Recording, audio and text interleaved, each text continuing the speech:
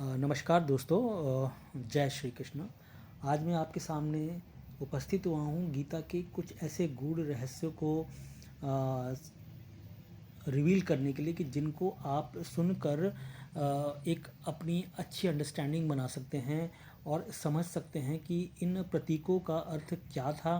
क्या एक्चुअली में श्री कृष्ण अर्जुन से कहना चाह रहे थे अलग अलग चीज़ों के माध्यम से, और किस तरह से हम उनको समझकर अपनी डे टू डे लाइफ में रिलेट कर सकते हैं और उनका सही मानों में अर्थ समझ के उनसे कुछ ज्ञान अर्जित कर सकते हैं और उनका अपने जीवन में किस तरह से मूल्यों को बढ़िया बना सकते हैं। तो आइए देखते हैं इसके बारे में।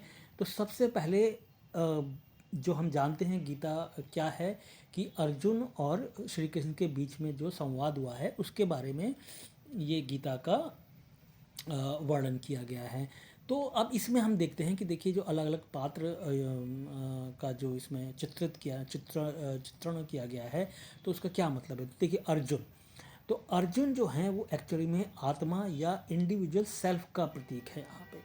तो क्या है अर्जुन, तो अर्जुन क्या हर इंसान का एक प्रतीक है। तो हम आप जिस तरह के जो इंसान हैं जो अपने रोज की जीवन यापन कर रहे हैं, तो उसी को अर्जुन को बताया गया है। तो अर्जुन हर इंसान का प्रतीक है। अर्जुन की स्थिति ये दिखाती है कि मानव जीवन में जब हमने कर्तव्यों, सही गलत और मोह माया के बीच फंसते हैं, तो हमें मार्गदर्शन की आवश्यकता होती है। तो आप ये देखते हैं हमारे दैनिक जीवन में इस तरह की घटनाएं होती हैं।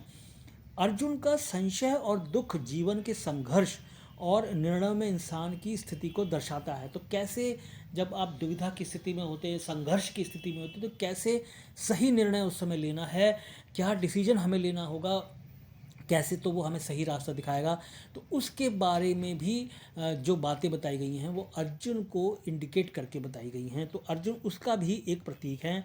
अर्जुन आत्मा का प्रतीक है जो शुद्ध है लेकिन भ्रमित हो जाती है जब सांसारिक मोह और माया यानी कि अटैचमेंट, जो अलग अलग तरीके के मोह हमें बांध देते हैं इस माया के साथ, तो उसमें भ्रमित होकर हम जो फिर सुख दुख का कारण ढूंढने लग जाते हैं और उस जाल में फंस जाते हैं। तो अर्जुन उसको भी एक चित्रित करते हैं। तो यानी कि अर्जुन आत्मा का प्रतीक है। अब इसमें समझते हैं दूसरा अर्थ श्री कृष्ण। तो श्री कृष्ण क्या किस चीज़ के प्रतीक है। श्री कृष्ण प्रतीक है परमात्मा के, यानी कि जिसको आप कह सकते हैं डिवाइन गाइड।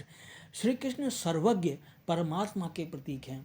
कृष्ण अर्जुन के सारथी बनकर दिखाते हैं कि जब इंसान अपने जीवन की यात्रा पर निकलता है तो उसे एक मार्गदर्शक यानी कि गाइड की ज़रूरत पड़ती है। तो अगर गाइड आपको मिल जाता है तो रास्ता आपके लिए सुगम हो जाता है, सरल हो जाता है और आपको एकदम बिल्कुल सही तरीके से पता चलता है कि जाना जहाँ आपको है तो वो जाने का मार्ग ये सही है या गलत है।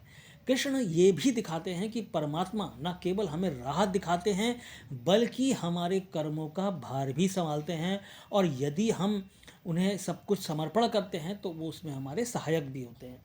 उनकी भूमिका यह दिखाती है कि ईश्वर का कार्य यह नहीं है कि हमारे लिए लड़ाई लड़ें, बल्कि हमें अपने धर्म और कर्तव्य का ज्ञान कराएं।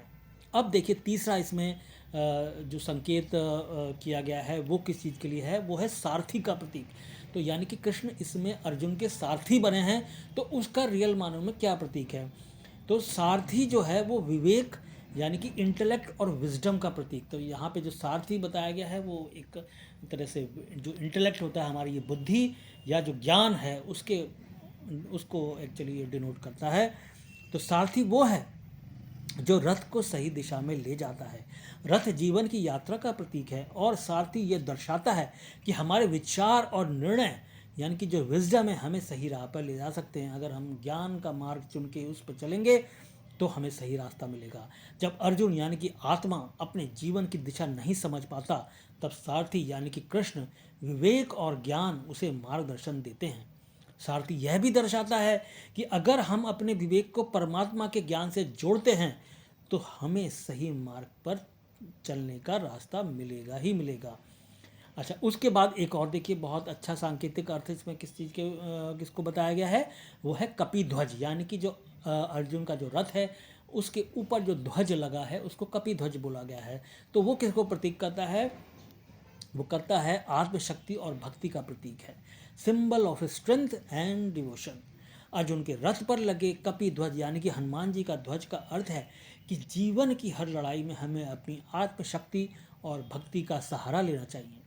हनुमान जी का ध्वज ये सिखाता है कि जब हम सच्चे भक्त यानी कि ट्रू डिवोटी होकर और अपने धर्म पर टिके रहते हैं तो जीत निश्चित होती है। यह भी दिखाता है कि भगवान और भक्त का एक अटूट संबंध है। तो तभी सारथी होने के साथ साथ जिस तरह से रथ श्री कृष्ण प्रभु कृष्ण का रथ अर्जुन का रथ चला रहे हैं, उसी के साथ साथ उस रथ में लगा हुआ ध्वज इस बात को भी दिखा रहा है कि भगवान और भक्त का एक अटूट संबंध है। अब आते हैं, बात करते हैं रथ की, यानी कि रथ यहाँ पे इंडिकेट करता है शरीर यानी कि ह्यूमन बॉडी को। और जो अर्जुन का रथ हमारे शरीर का प्रतीक है।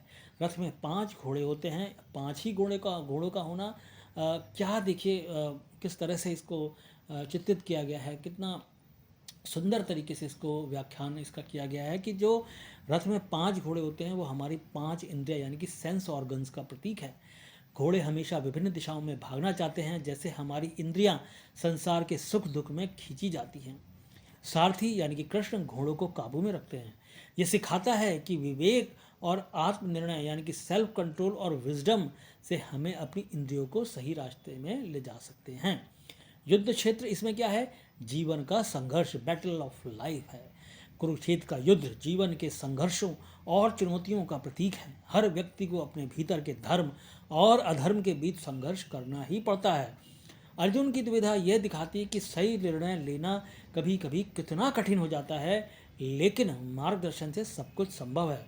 तो अब मैं इसका समाप्ति करता हूँ इसके सारांश के साथ, यानी कि जो समरी है, जितना भी जो कुछ मैंने आपको अलग अलग सांकेतिक अर्थ बताए हैं, उसका क्या है कि अर्जुन आत्मा यानी कि इंडिविजुअल सोल जो संघर्ष में उलझी हुई है, कृष्ण यानी कि परमात्मा जो है सुप्रीम सोल, और विवेक जो सही मार्ग दिखाते हैं, सारथी ज्ञान और विवेक विजडम एंड इंटेलेक्ट जो आत्मा और इंद्रियों को काबू करने में मदद करता है, कपिध्वज भक्ति शक्ति और आत्मविश्वास जो जीवन के हर संघर्ष में सहारा बनते हैं, रथ शरीर और 5 घोड़े हमारी इंद्रियां जिन्हें नियंत्रण में रखना बहुत जरूरी है, युद्ध क्षेत्र जीवन का मैदान जहां हर व्यक्ति को धर्म के अनुसार लड़ाई लड़नी होती है।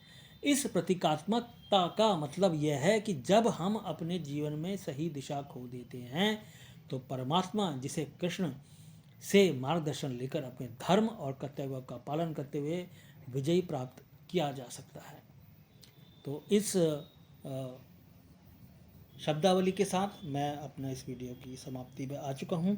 तो मैं आशा करता हूँ कि आपको इन सांकेतिक शब्दों का अर्थ पता चला होगा और ये आपके ज्ञानवर्धक होंगे आपके लिए, और जिनका कि सही मानों में अर्थ समझ के आप अपने दैनिक जीवन में कुछ ना कुछ परिवर्तन ला सकते हैं। और आपका इसके बारे में अगर कोई और विचार है या कोई और कमेंट है तो प्लीज़ कमेंट सेक्शन में लिख के मुझे ज़रूर बताइएगा।